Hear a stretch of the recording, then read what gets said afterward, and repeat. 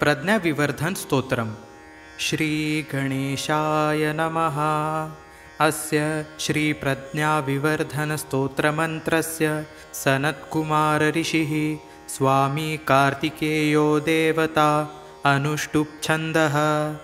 मम सकलविद्यासिद्ध्यर्थं जपे विनियोगः।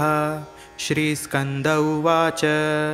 योगीश्वरो महासेनः कार्तिकेयोऽग्निनन्दनः स्कन्धकुमारसेनानिः स्वामी शङ्करसम्भवः गाङ्गेयस्ताम्रचूडश्च ब्रह्मचारी शिखिध्वजः तारकारीरुमापुत्रः क्रौञ्चारिश्च षडाननः शब्दब्रह्मसमुद्रश्च सिद्धः सारस्वतो गुह सनत्कुमारो भगवान् भोगमोक्षफलप्रदः शरजन्मागणाधीश पूर्वजो मुक्तिमार्गकृत् सर्वागमप्रणेता च वाञ्छितार्थप्रदर्शनः 28 नामानि मदीयानीति यः पठेत् प्रत्यूषं श्रद्धया युक्तो मुको वाचस्पतिर्भवेत् महामन्त्रमयानीति मम नामानुकीर्तनं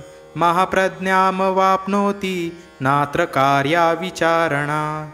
इति श्रीरुद्रयामले प्रज्ञाविवर्धनस्तोत्रसम्पूर्णम्।